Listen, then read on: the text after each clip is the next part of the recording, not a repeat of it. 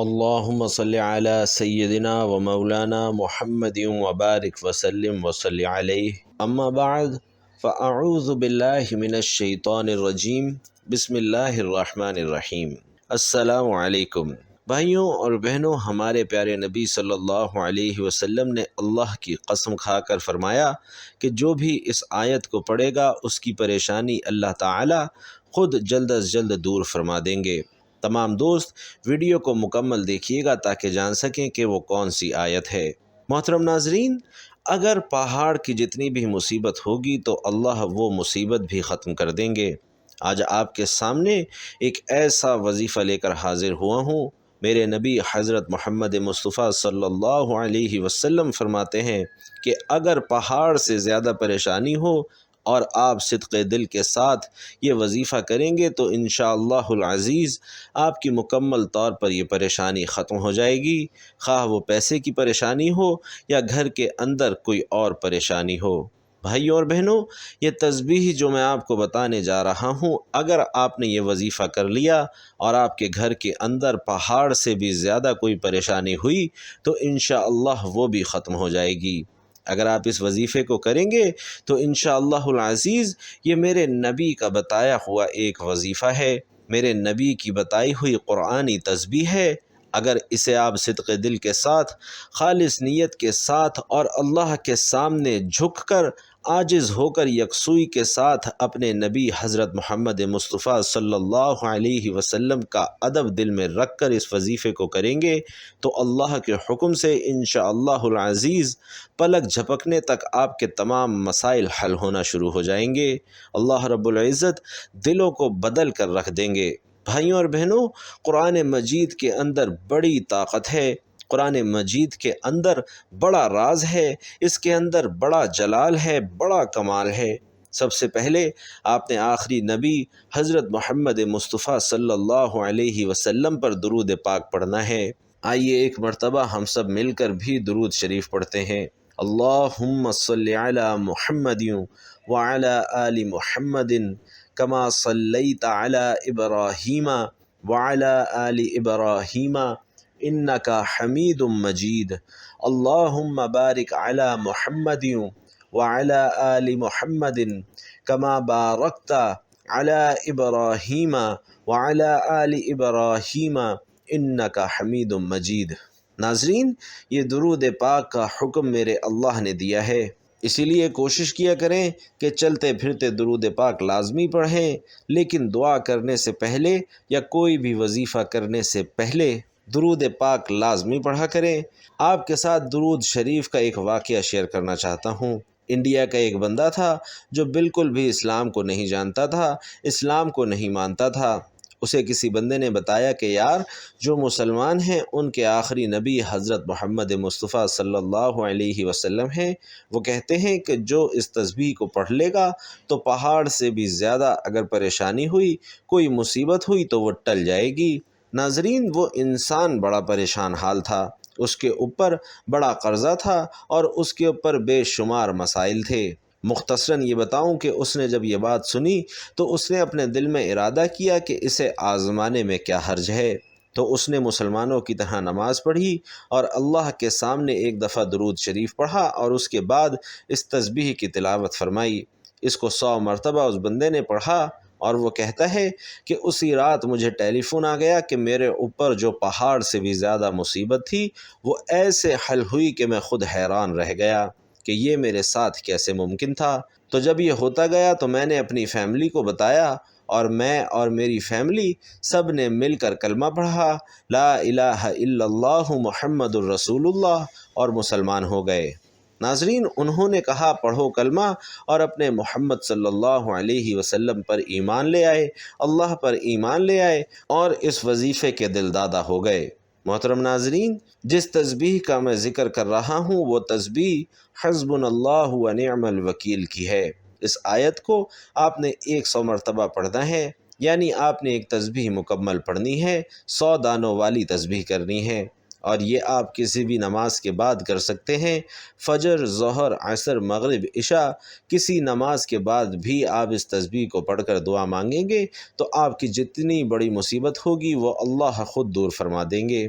انسان جب مصیبت میں ہوتا ہے تو اس وقت اللہ کو یاد کرتا ہے، لیکن خوش نصیب انسان وہ ہے جو اللہ کے راستے پر چلا جاتا ہے اور اسے اپنی زندگی کا معمول بنا لیتا ہے، اللہ پاک پر پورا پختہ یقین کر لیتا ہے اور اپنی زندگی کا فیصلہ کر دیتا ہے کہ آج کے بعد میں نے نیکی کا کام کرنا ہے، کسی کے ساتھ بدی نہیں کرنی، میں نے ہر انسان کے ساتھ سچ بولنا ہے، جھوٹ نہیں بولنا۔ تو انسان پر جب مصیبت آتی ہے تو اس وقت اس کا ٹریک تبدیل ہو کر رہ جاتا ہے، اس وقت اس میں تبدیلی آتی ہے۔ نارمل حالات میں تو انسان چلتا رہتا ہے اور اسے خدا کی یاد تک نہیں آتی۔ تو اللہ سے ہم سب مل کر دعا مانگیں گے کہ اے اللہ ہم سب کو استقامت نصیب فرما اور اپنی راہ پر چلنے کی توفیق عطا فرما۔ اور یہ جو وظیفہ میں نے بتایا ہے تمام مسلمانوں کی خدمت میں عرض کروں گا کہ یہ آپ بھی پریشانی کے لیے وظیفہ ضرور کریں، اول و آخر 3 بار درود شریف پڑھ کر کریں، انشاءاللہ العزیز آپ کا ہر مسئلہ حل ہوگا۔ ناظرین، قرآن کے اندر نور ہی نور ہے، یہ میرے نبی کے سینے پر اترا ہے اور یہ میرے نبی نے خود فرمایا ہے کہ جو انسان اس تسبیح کو پڑھے گا اس کے اوپر اگر پہاڑ کے برابر بھی مصیبتیں ہوئیں تو وہ بھی ختم ہو جائیں گی۔ اور ناظرین، آپ سب سے درخواست ہے کہ نماز پنجگانہ کا اہتمام لازمی کیا کریں، کیونکہ نماز کے بغیر کوئی بھی وظیفہ ادھورا ہے۔ اللہ تعالی ہم سب کو 5 وقت کی نماز باجماعت ادا کرنے کی توفیق عطا فرمائے۔ محترم ناظرین، نماز کی فضیلت بہت زیادہ ہے۔ نماز ایسا فرض ہے جو کسی بھی حالت میں آپ چھوڑ نہیں سکتے۔ نمازی محبوب ملائکہ ہے، نماز ہدایت، ایمان اور نور ہے، نماز روزی میں برکت، بدن کی راحت، شیطان کی ناپسند اور کفار کے مقابلے میں اسلحہ ہے، نماز دعا کی عجابت اور اعمال کی قبولیت کا ذریعہ ہے۔ نماز ہمیں بے حیائی اور برائی سے روکتی ہے۔ قبر میں سب سے پہلے جس چیز کے بارے میں سوال کیا جائے گا اور حشر میں سب سے پہلے جس چیز کے بارے میں سوال کیا جائے گا وہ نماز ہے۔ نماز شیطان کا منہ کالا کرتی ہے، اسی لیے کوشش کریں کہ 5 وقت کی نماز خاص طور پر مرد حضرات باجماعت ادا کرنے کی ضرور کوشش کریں۔ آخر میں اللہ تعالیٰ سے دعا ہے، اے اللہ رب العزت، اے ساری کائنات کے شہنشاہ، اے ساری مخلوق کو پالنے والے، اے زندگی موت کا فیصلہ کرنے والے، اے آسمانوں اور زمین کے مالک، اے پہاڑوں اور سمندروں کے مالک، اے انسانوں اور جناتوں کے معبود، اے عرش اعظم کے مالک، اے فرشتوں کے معبود، اے عزت اور ذلت کے مالک، اے بیماروں کو شفا دینے والے، اے بادشاہوں کے بادشاہ، اے اللہ ہم تیرے گناہ گار بندے ہیں، تیرے خطا کار بندے ہیں، ہمارے گناہوں کو معاف فرما، ہماری خطاؤں کو معاف فرما۔ اے اللہ ہم اپنے اگلے پچھلے صغیرہ کبیرہ سبھی گناہوں، خطاؤں اور نافرمانیوں پر شرمندہ ہیں، ہم اپنے سبھی صغیرہ کبیرہ خطاؤں اور نافرمانیوں کی معافی مانگتے ہیں۔ اے اللہ رب العزت ہم اپنے گناہوں سے توبہ کرتے ہیں، تو توبہ قبول کرنے والا، توبہ کو پسند کرنے والا ہے، ہماری دعا قبول فرما اور ہمیں بخش دے۔